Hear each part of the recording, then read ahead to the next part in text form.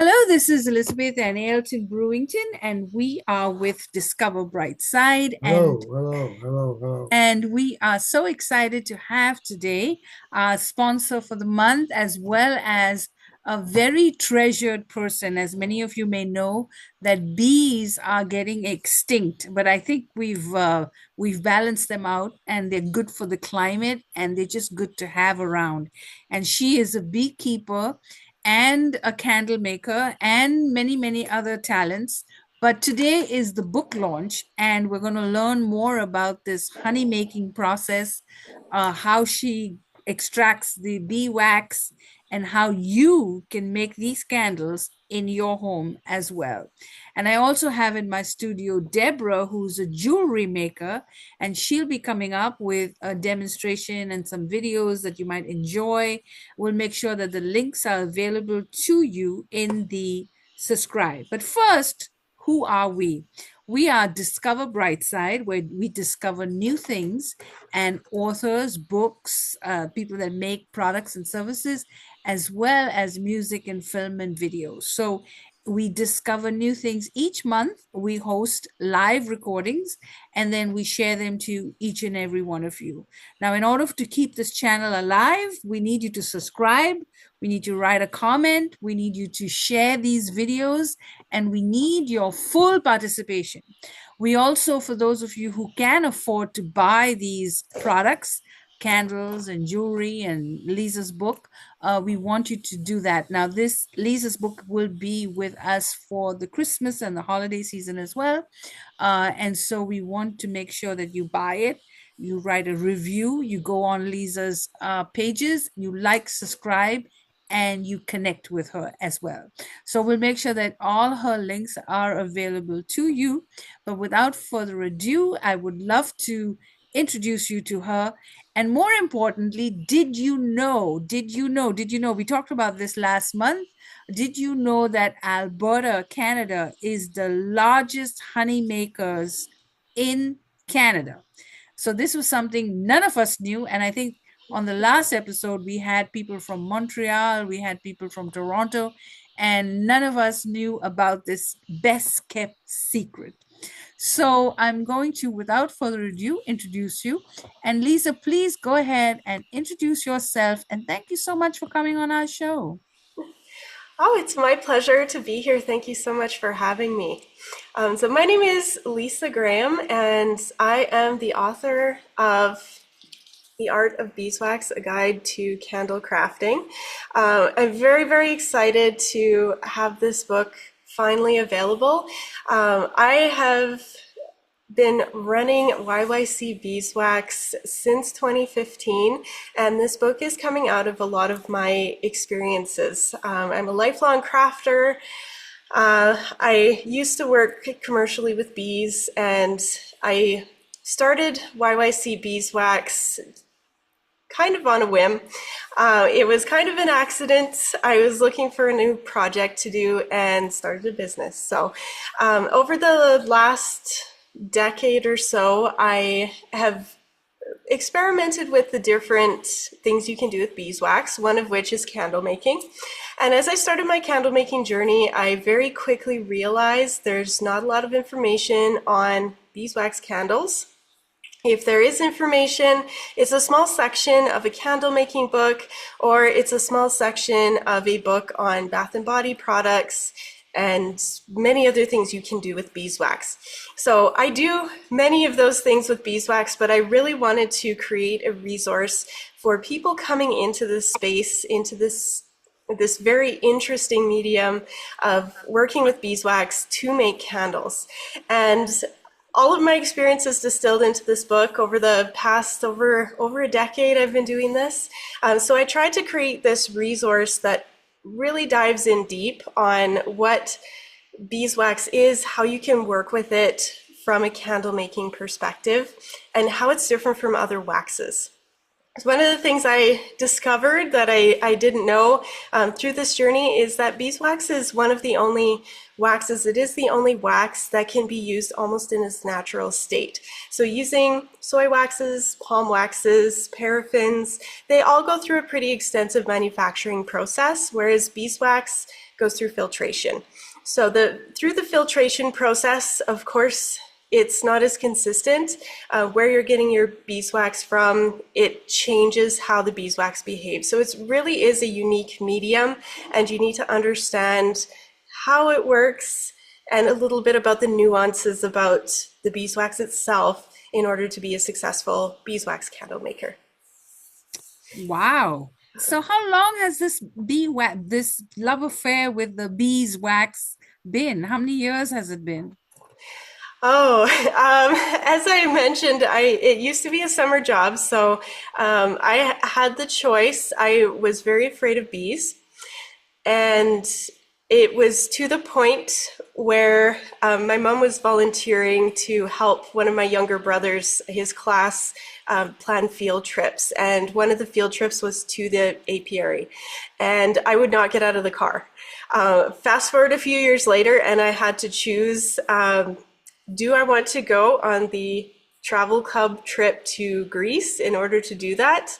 That was about the only job opportunity I had to pay for my trip. So I decided I liked going to Greece more than I didn't like and was uncomfortable with bees. So I was very uncomfortable for those first couple years. I did go back, work with them for a few summers, and it was a great experience. I learned a lot about the bees. I learned to be a little bit more comfortable with them. And then I went off to university. I have two engineering degrees, an undergraduate in software engineering and a master's in biomedical engineering. And while I was working on my master's, I was looking for the next project, and I had volunteered at our local women's resource center. They were doing an advertising campaign to bring awareness to the shooting at École Polytechnique in Quebec. And in that case, it was supporting women in engineering. I was a student of engineering. I was a woman, and this just fit really perfectly. They were doing rolled candles, which we're going to demo tonight. And I really fell in love with it then. So a few years later, when I was getting restless, I had a bunch of candles I had made I was trying to sell, and found people were wanting the sheets to make their own crafts. So that's kind of how I got into this as a business. And of course, people started asking, do you keep bees?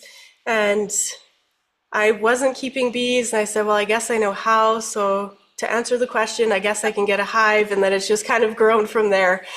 So my product line has expanded. My bees, I don't have any at this moment. They all died over winter a couple years ago, and it hasn't worked to Oh, start them up again. So hopefully we'll be back at it next year with the bees. And yeah. yeah, it's been quite a journey. Wow, I'm so sorry about the bees. Oh, that sounds so sorry. But how accomplished are you, an engineer and putting all this together? And so it's gone through a product development phase as well. So I think let's go ahead and do the demonstration, since you look so beautiful and we're ready to go with that. And I think we've got a soap maker Okay. coming on as well.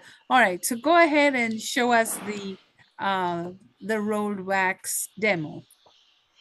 All right. So I'll switch my camera over. Are you able to see this one Yes, okay? It looks a and little we're blurry. We'll try to get excited. it sharper. No, There, I think that yeah, we can see the is candle. Yes. excellent. So this is the candle I'm going to be demonstrating for you today. This is made with a rolled sheet of beeswax, and you can kind of see there's a texture to this, a hexagon texture. Yes. And in order to make something like this, we have our supplies ready to go.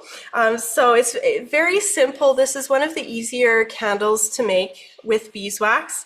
Having a hair dryer or a heat gun, this is a heat gun, is very helpful. A ruler to make sure everything is measured correctly, scissors, wick, and I use an X-Acto knife. It's Very, very simple. And then of course we have the beeswax sheet in the background and the cutting board.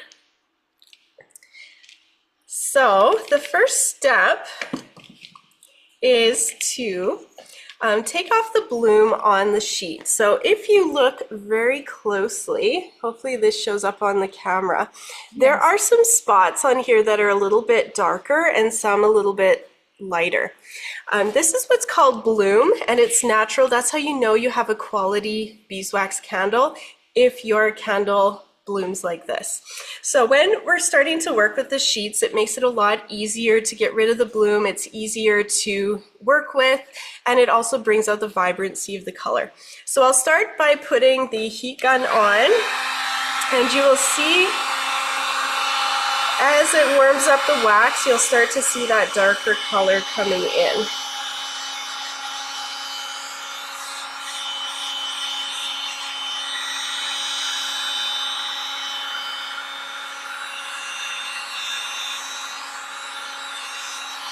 And it takes a minute for the heat gun to warm up. Once the heat gun is warmed up, this goes very, very quickly.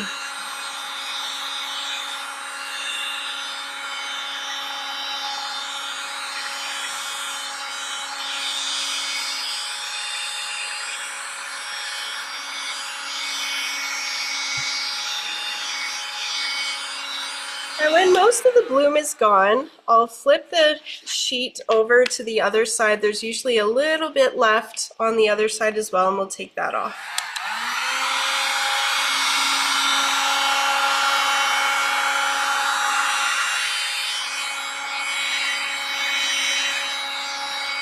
This side always goes much more quickly.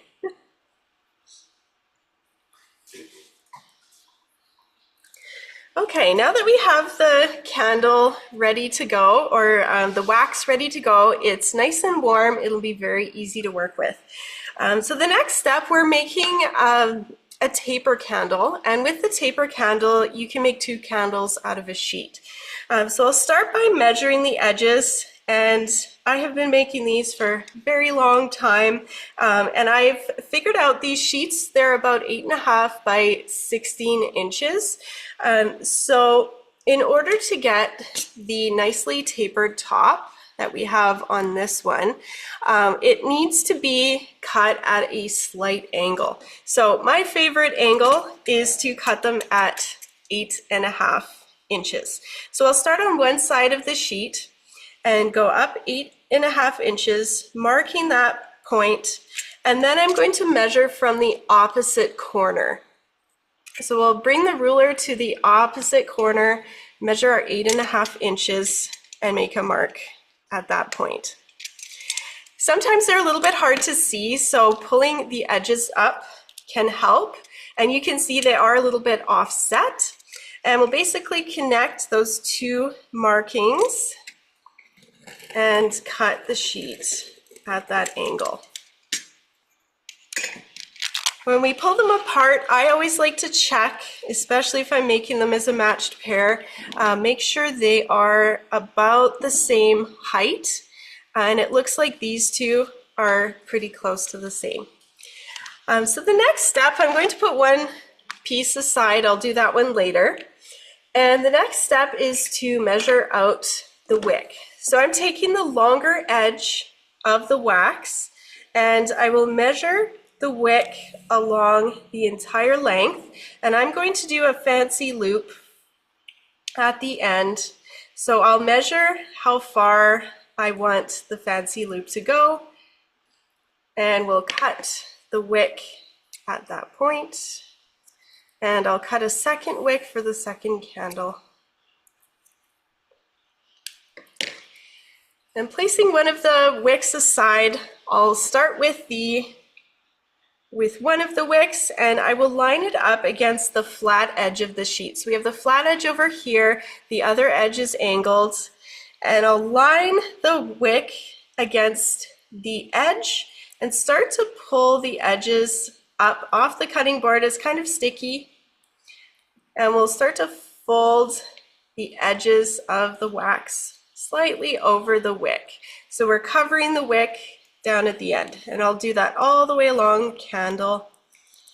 And when we get to the top, I want the fancy loop, so I will loop it around and bring the edge in so that very edge is included into the wax, and we have a nice little loop at the top. From here, it gets easier. This is about the hardest part of making these candles. We'll start rolling. We want to keep the rolling as firm as we can. You don't want it too tight or they become a little bit too small for a regular taper holder. And you don't want it too loose either. They can fall apart. Most important thing is to check the bottom. Make sure the bottom is staying flat. If you start to go off at an angle, we'll try to get it going off course here. So it's starting to kind of go off course a little bit. It's very easy. You just unroll and start again. So it's a very forgiving craft, especially for young kids. Young kids love making these. And once we get to the end of the candle, I'll gently press the edge in.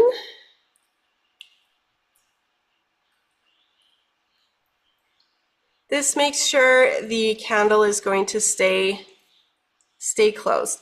And if the bottom is not quite flat, I will press it gently into the cutting board, and that's it. We have a candle. Wow, that is so simple. You don't have to make wax or anything. Oh my goodness. Yes. So you sell the sheets? Yes, I do. Our sheets are somewhat seasonal. I haven't found a good way to ship the sheets out in the winter. If they freeze, they do get brittle, and we're in quite a cold climate, so I try to avoid shipping unless we have a Chinook, a lot of plus temperatures, and especially plus temperatures in during the night. I might be able to sneak an order out. Usually from October, when it starts to freeze, through April, I will do local pickup only. The rest of the year, I can ship sheets. We have some candle kits available for I think I have four or five different types of rolled candles. The other candle kits we have with solid wax, those ones we can ship year round. It's just the sheets that are a little finicky. But how exciting and how simple. That was so awesome. Now, show us your book. Tell us a little bit about this book since we are launching the book. We'll come back to questions. Yeah, yeah. Sure. Tell us about the book. Yes. Yeah, so this is the book. Basically, what I've done in this book is collected information. I like to start out with a little bit of background with whatever I'm doing. I did write a thesis, so having that background information is kind of ingrained from working in academia. So we start out talking about the materials, talking about the beeswax. It is a very beautiful book. And a lot of the pictures in here are from my own hives and from the work that I have done with the bees and the wax. Then we get into materials. So we look at wick information. How do you create your double boiler? What materials do you need to make your candles? And then we get into the good stuff. So this is an example, the rolled beeswax candles. This is what I was just showing you. And I have beautiful, beautiful pictures in here. Wow, yes, they're beautiful. And this is an example, step by step, showing the process of creating the candles. So I have step-by-step tutorials all the way through different types of candles, rolled candles, hot wax candles, container candles. I also talk about dyes and scents. How do you add those? How do you work with them with beeswax? It's a little bit different working with beeswax because it has its own natural yellow color and it also has its own scent. So you have to be mindful when you're choosing colors to work with and scents. You can use white beeswax, for example, when you're working with dyes. And then I close the book with some testing information. So once you have your candles, how do you test them?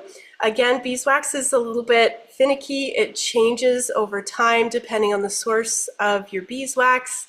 And even in our local region, I have had batches of waxes where I need to adjust things like the wick. So I have a section close to the end, that's talking about testing.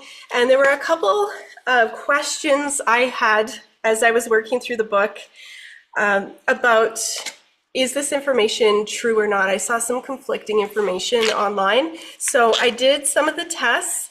So one example is the direction when you're working with a square braid wick. Does the direction of the V in the wick matter? So I decided to test it out. I did a couple of short studies on things like that to see how the candle burns, and I documented them. As far as I know, I haven't found anyone else who's done that, so I'm hoping that will be helpful for other beeswax candle makers out there. So tell us what your website is.